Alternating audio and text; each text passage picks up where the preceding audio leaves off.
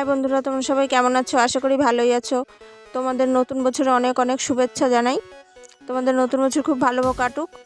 তো তোমাদের জন্য আজকে নিয়ে চলে এসেছি নতুন একটি রেসিপি, আতপ চালের পায়েস। তো চলো দেখে নিই আতপ চালের পায়েসটা আমি কিভাবে বানাচ্ছি। প্রথমে আমি উনানে একটি কড়াই বসিয়ে দিয়ে তার মধ্যে দিয়ে দিলাম 1 লিটার দুধ। দুধটা দেওয়া হয়ে গেলে এরপর 200 গ্রাম আতপ চাল নিয়ে আতপ চালটা ধুয়ে নিয়ে তারপর আমি কড়াইতে দিয়ে দিলাম। এরকমভাবে আগের মা ঠাকুমারা এরকমভাবে পায়েস রান্না করতো। আমরা যেহেতু এখন আতপ চাল দিয়ে বেশি লোকই পায়েস রান্না করি না, গোবিন্দভোগ চাল দিয়েই বেশি করি। তো আজকে তোমাদের দেখাচ্ছি আতপ চাল দিয়ে পায়েস রান্না করার রেসিপি। তো দেখো, চাল আর দুধটা আমার ভালো করে ফুটে গেছে। এরপর আমি দিয়ে দেবো এর মধ্যে 250 গ্রাম চিনি। চিনিটা দিয়ে আমি ভালো করে মিশিয়ে দেব।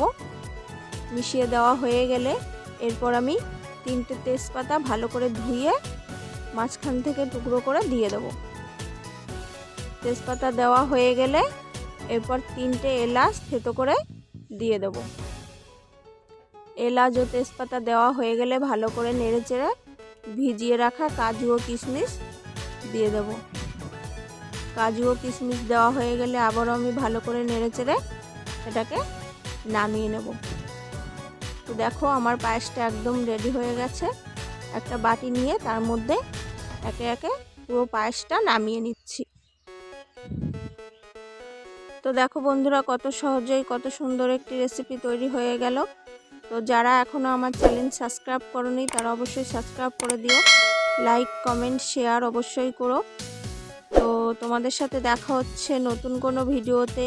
ততক্ষণের জন্য তোমরা সবাই ভালো থেকো, সুস্থ থেকো। টাটা।